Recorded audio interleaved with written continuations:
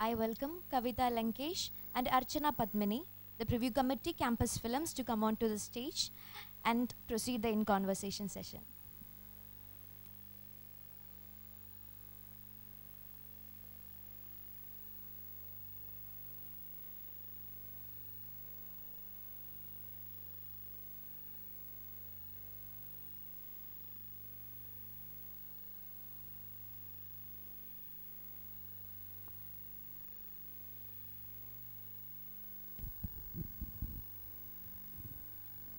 So we'll start with something, I don't think I should read out the bio and also because we have just seen a glimpse of a career.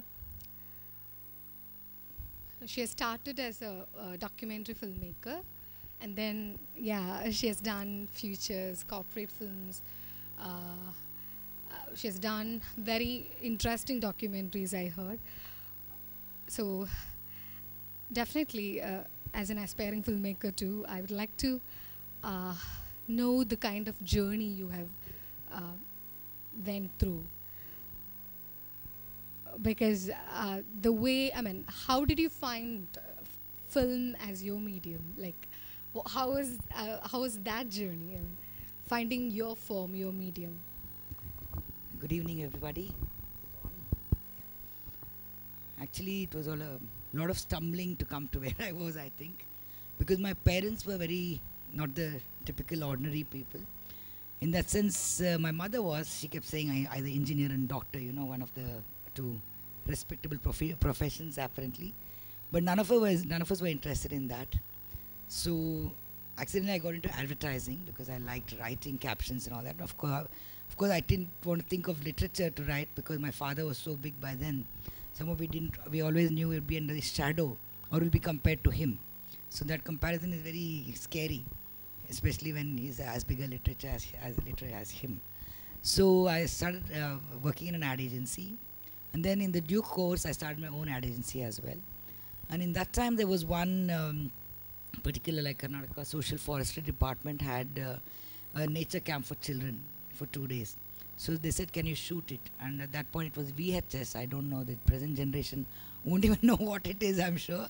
So VHS camera and all that. So we took that and shot for 2 days, stayed with children and recorded the activities and made a script out of it. And from then on I said I really liked the medium. So I started making corporate films, but it never gave me happiness because corporate films was of course a lot of money. But it was basically doing what they wanted. It's a self-glorification, corporate films which they had to present, they had to do it. So I used to do it just for the money. At one fine day, I saw a small article in the newspaper about one folk singer called Fakirawa Gudi Sagar, and she was trying to sell her medal and this thing for to buy provision for a house. So I was very touched by that. She was, recognized by the state government and won an award, but she was still suffering to meet, even to feel.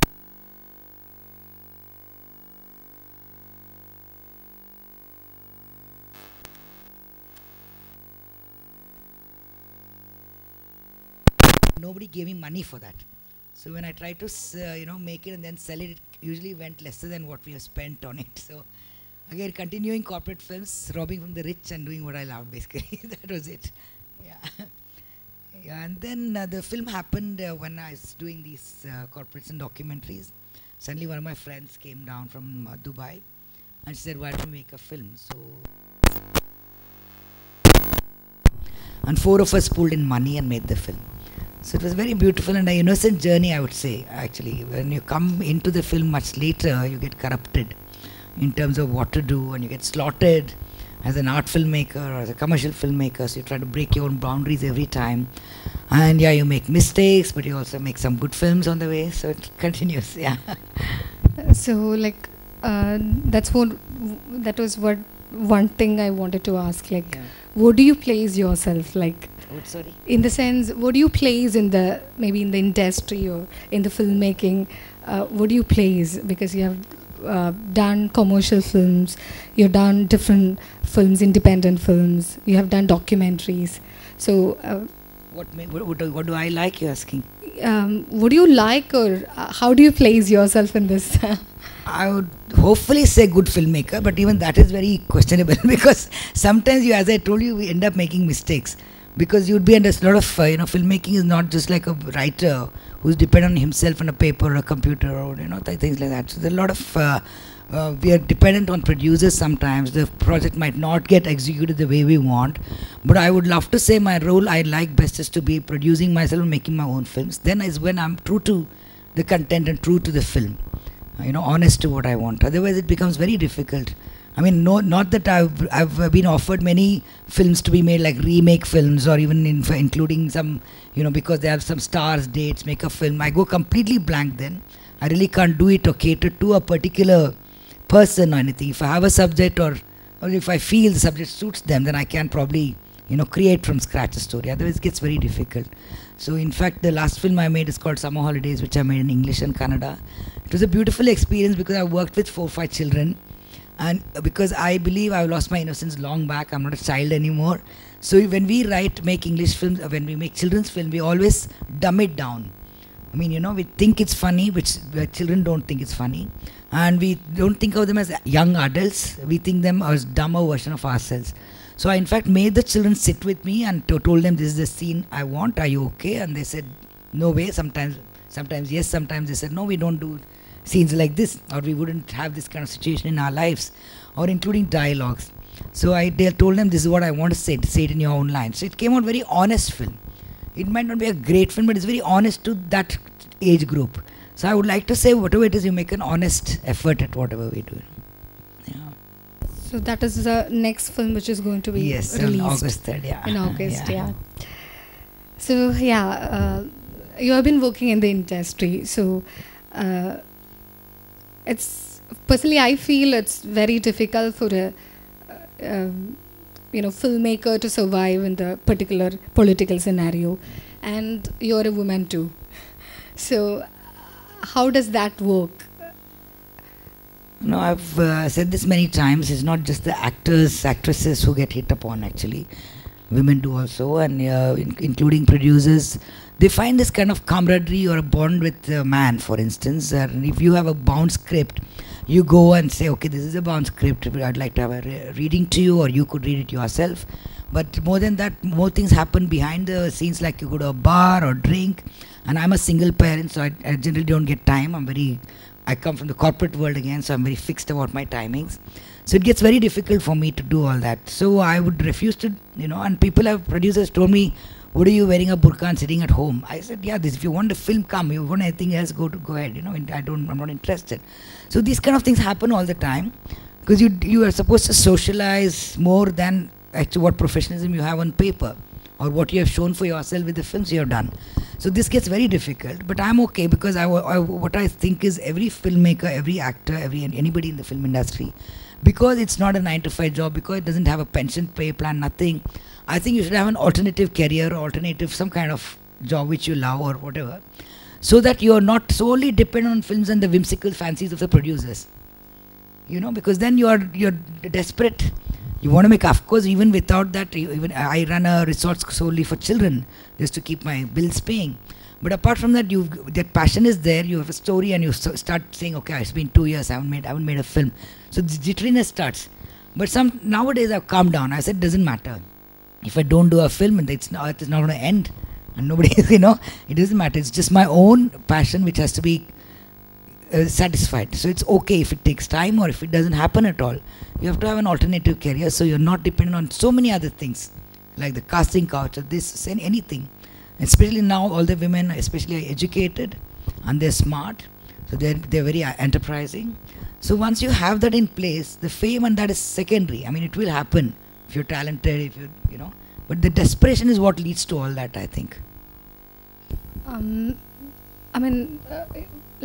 It takes time, you said, right? I mean, even if it takes time, it's okay. For an actress, maybe not, but for a director, yes. Yeah. But why is that time? That crisis we are undergoing is, it's difficult, right? How to address that issue in the industry. No, unless a lot of professionals come into the industry and not just people with money, this will continue. I think professionals who respect. I mean, I'm not saying corporate because that's another ball game altogether. Professionals and or people passionate about filmmaking come into it, who can gauge a film. And I've seen so many wonderful films being made, including from Girish Kasaroli to whoever, But the marketing, they don't spend any money at all. So it doesn't reach the people. It of course goes to festivals and all that. But finally, if it reaches, there is, as I was just telling earlier, it's not just people who are there just for commercial films. There are a complete set of people who are niche audience, who like quality films, who like to see meaningful cinema. What we have to do, unlike this just clubs, film society clubs we have, which is hardly nobody charges any money. So they come and they give their 2 bit of advice. You should have made that, you should have made the film like this. And of course, it's very important for as a filmmaker to be taking opinions. But how do you make money?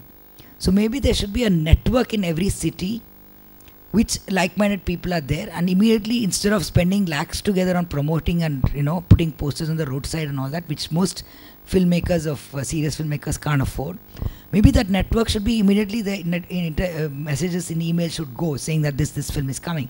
We are doing this in personal basis, personal this thing we WhatsApping saying okay, spread it, but there's a whole other people who are not in your network who also might like good cinema. So maybe we should do that. Some kind of concrete effort from some person maybe should be done, I think. Another parallel way of distribution. Yeah, because when last film I made, the Karya Kanbita, for instance, we had made a budget of 40 lakhs something. It was very hard, but when I went to the distributor, he said another 10 lakhs at least minimum for publicity. And I was out by the time, didn't have any money by the time. So, but we did have shows, ticketed shows, and it got back its money.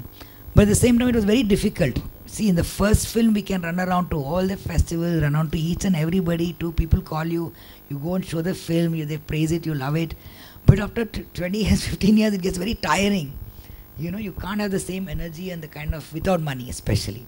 Because you have to run a family, you have to pay the bills, you have so many commitments. So it becomes very difficult. So maybe a group like this, somebody starts, it will be very interesting. All over India, you can do that, I think. It begins from the documentary which you made about the natural camp of the students, and then you have done that feature film and corporate films, a lot of them, and they have won awards, national, state and international awards. So what do you think? How did that form evolve while in the process? I mean, as a filmmaker, how do you view yourself when you come to the next film which is going to be released in August, a children's film? As I told you, I hope I'm as innocent as my first film when I make a film. That will be the beauty. In fact, we had constituted an award in my father's name for debut directors across India, because I always feel the first film is the most honest film. Somehow you do it with no boundary of saying, okay, I'm going to do a commercial film, or I'm going to make an art film, I'm going to do this. With no preconceived notion. You love the subject and you take it and you do it with utmost sincerity, I think. So I hope every film I'm like that, but it's very difficult you're not, because it's so many things are already in your mind. So, but at the same time, still again, now my next film I was planning to do on a short story based on my father. It's between a Dalit boy and an upper caste girl. And it's a very contemporary thing, though he's written 30 years back. So this is very amazing, the kind of the way our country is going. It's not moving forward at all, I think, in that sense, because everything is getting worse and worse. Just now when I saw this clip, I remembered my first film, Deviri. The kind of dialogues are there in that, bastard and everything is there. It had a U certificate. But now if you make the same film, it's going to be cut or it's going to be given an A certificate. Then they understood that the language particularly was needed, the words were needed to that kind of society, the slum they were living in, and the kind of hardship and the challenges the heroine faces. But now none of that will be considered. We are supposed to make it very, pious and, very clean. But our mind is getting more and more dirty and corrupted. Our society is getting more and more corrupted. We are getting more and more closed up. But apparently, it's open up. We are liberated. We are not, actually. That's what I find very ironical, actually. From what you see, yesterday I was talking when my father or Anand Murthy wrote anti-Brahminical novels or even make Gatashraddha and all that, it was accepted. Nobody threatened them. They, of course, they had discussions, they had arguments about the creative differences, all that. But nobody, unlike now, I mean, your own Harish or Perumal Murugan or my sister was this thing, and I mean, it's like there's no sign of intolerance is becoming to horrible levels, I would say. So, like, it's a terrible situation we are like undergoing. We are going through both political and for you it's personal, and it's personal for everyone. What do you think, like, as an artist, what can we do at the end of the day? Like, there is state censorship happening. All the films are, under the threat. If you are trying to, communicate something that that certain people doesn't want to, then your work is not going to be screened in festivals. Even in festivals where before we didn't actually want censor certificates. So what do you think? What strategy can be used? Absolutely, there's a lot of effort to being silenced extremely by the right-wing forces in the whole country. And I think the effort is basically see what happened. I think also there's no unity amongst us, amongst not just the filmmakers of fraternity, what I'm talking, as an entire, any kind of causes. For instance, Prasanna, who does called a Desi products, who's been fighting against GST in Karnataka. When he fights, earlier you would find only him and his own team fighting in front of town hall, protesting and all. But in fact, if everybody goes in from every strata of society, like writers go and farmers go and filmmakers go and become a unity, united, we put up a united front, maybe the voice will be heard much more larger. Then we won't get isolated, like my sister, I would say, who would be alone fighting for some causes. If we all fight, all of us are united, maybe the cause will get much more heard, noticed, and maybe the effect will take place in retaliation. So that's the problem, So I think let's open to the audience also. Yes.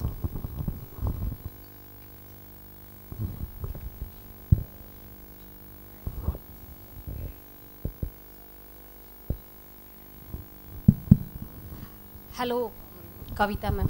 Namaste. Namaste.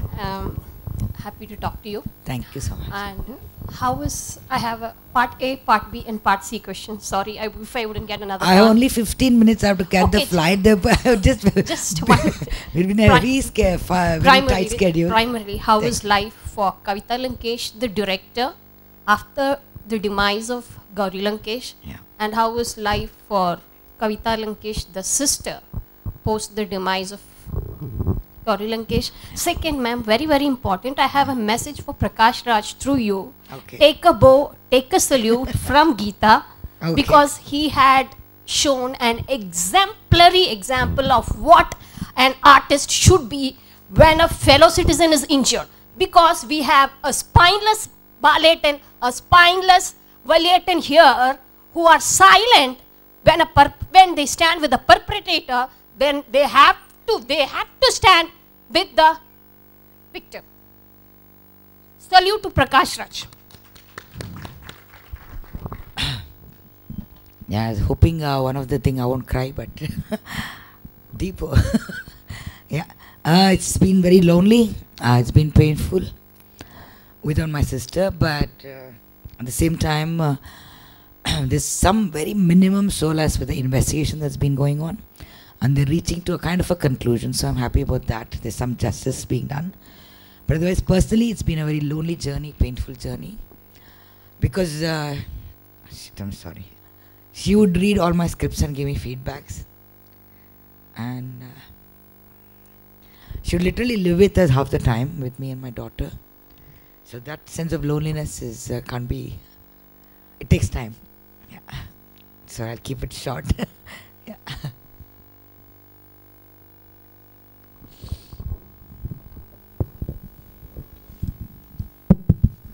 Kavita, since you are the illustrious daughter of a illustrious dad, I am asking this. Sorry, where are you? Yeah. Here. Can't. Here. Ah, okay, sorry. Yes, yes. Sir, I have heard of the Latin American documentary in which the Hour of the Furnaces, the director used camera as a gun, sort of gun. Do you endorse the view that an activist film director is a guerrilla fighter? Do you endorse that view? So every artist, every activist film director is sort of employing guerrilla warfare against all atrocities. Take the case of lynching. No, I don't like the idea of violence through that, to any measure, any kind of violent. It is an activist. Yes. Activist did not mean violent way of doing it. In fact, my sister, when everybody called her a moist herself or Naxalite, she was doing the other way around. She was actually making them leave their arms and come back to the normal society. But half the people, the media is so half-assed, half-baked generation. They don't read beyond the thing.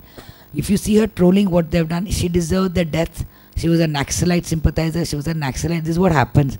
So I would completely disagree. I think she fought, or even as a filmmaker or a responsible citizen myself, I would say things don't work with violence or with gun. Like you're saying about lynching, it has become such a big scare in the whole country right now. Mob lynching. Do you think that there is an emergency in disguise? It's heading there, I think, in a way. I think we're all heading there. And another generic question regarding filmmaking. It is said by some Western pro-market critics that fiction is dead, cinema is dead. A cinephile like me would rather be a necrophile, means a dead body lover. What is your take on it? I would rather be a dead body lover if cinema is dead.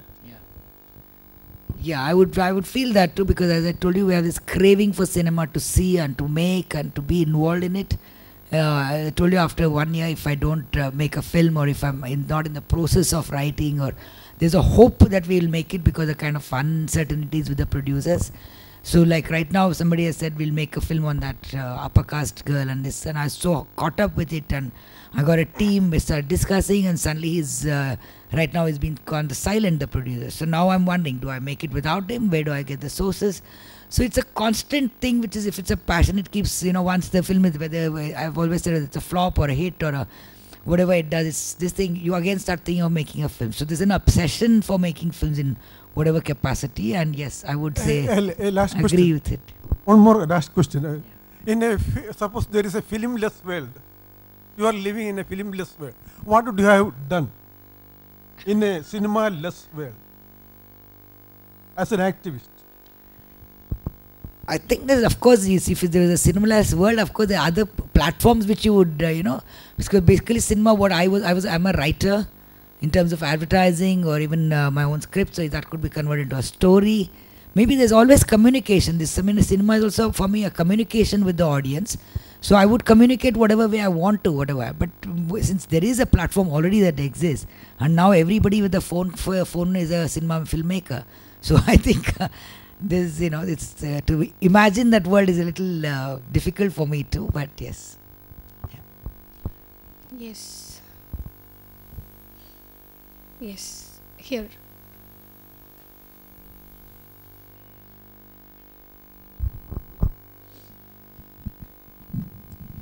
Hello. Being as a filmmaker, how do you see the future of cinema in India?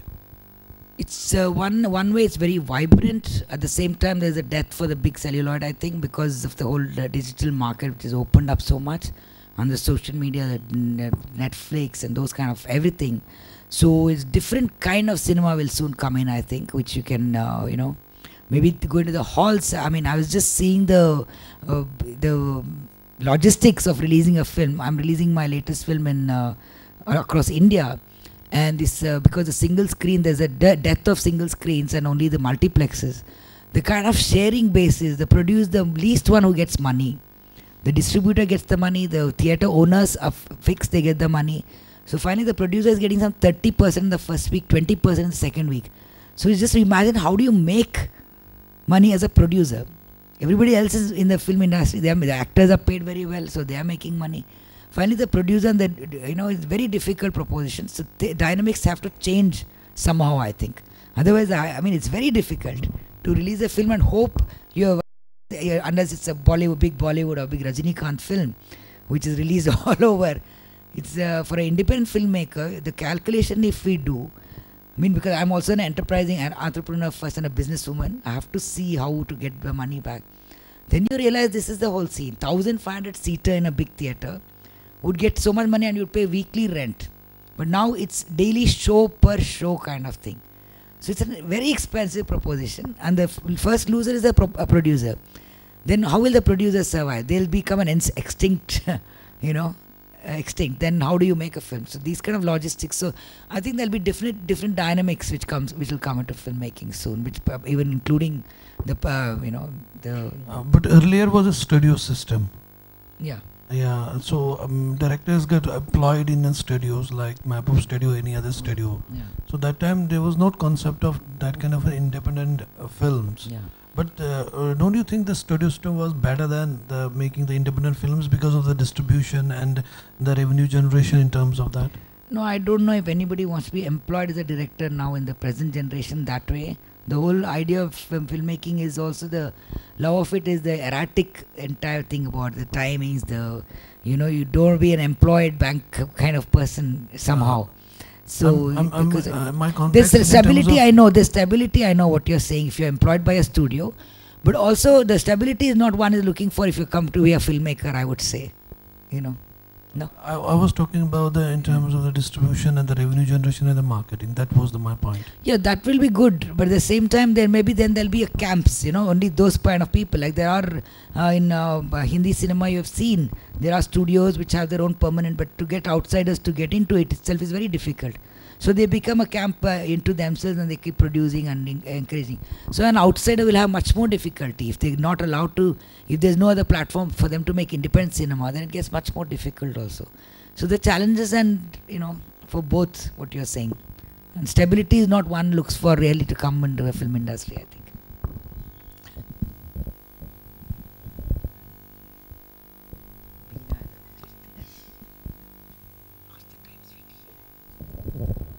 Kavita, do you think that when you make a film as a woman, there is some essential difference that you bring in as a woman to a film? Or, because a lot of women filmmakers say we don't want to be known as women filmmakers, it's a kind of marginalization, it's asking for special category, etc. What do you think? Do you think it's important to assert your self as a woman, or would you say you'd prefer to just... I think on the screen we do bring in, especially if she's a sensitive filmmaker, she will bring her own nuances onto the screen and while shooting or in the atmosphere of the shooting behind the screens as well. But as a filmmaker, finally when the movie is done and it's screened, I wouldn't want to be known as a woman filmmaker, but I would like the film to talk for itself. And hopefully in the nuances, if somebody finds out it's a woman, like today we were seeing the short films and all that, we had no clue whether it was a woman or a man director. Finally when we went back to visit, we know it's a woman who has done it. So that kind of thing should be subtly it should come, but I don't think somebody like Ghatak or Satyajit or Girish Kasaroli have been so sensitive towards women's issue as well. So it depends, including my father would write a column called Neelu actually, and a pseudonym of Neelu. Most girls thought it was a girl who was writing it.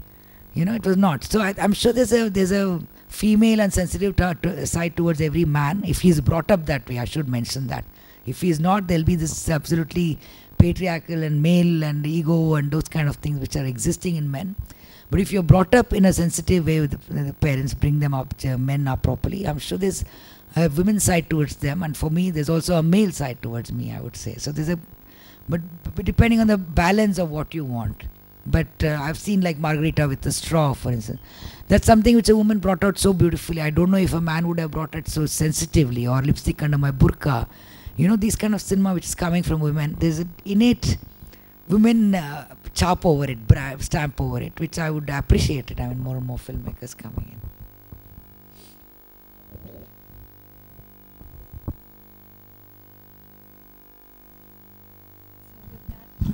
Madam, one more question. What one gathers is that every avant-garde brand of filmmakers are troublemakers. Take the case of Jean-Luc Godard or Louis Buñuel. They are all traveled, untraveled paths. Are they gone to the blind alleys of life? And do you endorse the view that I recently read, life is a complex, random algorithm? Do you endorse that view? Yes, Because I think so. we are all troublemakers, messy, erratic.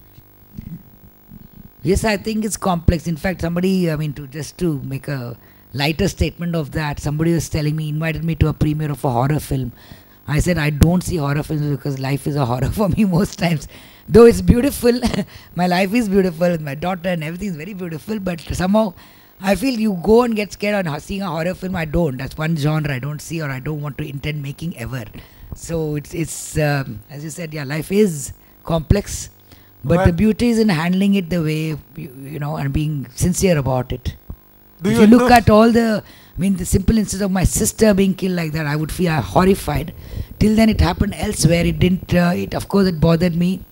When the Walker it happened, it bothered me. Pansari it happened. Then Kalburgi, which was closer home, it bothered me. But in my own house when it happened, that's when you realize that the world is sick, the world is horrible, it's getting violent. These are all happening. These are all happening because of it is a random software, life. Random what, sir? Random software, algorithm. Okay. That is why these are all happening. Yeah. It is a erratic, messy and fussy algorithm. So yes, but in spite of that, life is also beautiful, and the way, it's in spite of all that, I still say life is not messy. If it can be clear, beautiful, lucid, I would say there's a hope. Otherwise, we can't live like that thinking it's a mess. Yeah. Yes. So I think we'll continue the discussions. So. Yeah, no, of course with you also, with the films which are going to be made by you may talk with us again. So keep on making films, and as we have already said, the world, the country is intolerant. We are making films, struggling. There are women, there are Dalits, there are sensible people struggling to live in the world. But as you said, let's definitely try to be messy. Let's do something. Let's make films. And thank you so much. We're waiting for the next film. Thank you, Archana. Thank you. I got to see some wonderful films. Thank you, Beena. Thank you for giving me the opportunity. It was wonderful. Thank you so much.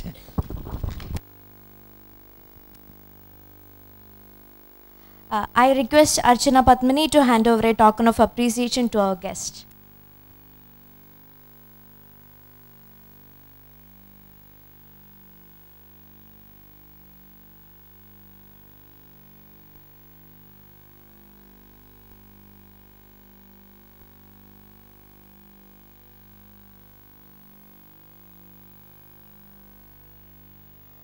Thank you, ma'am. Thank you for joining us. Thank you all.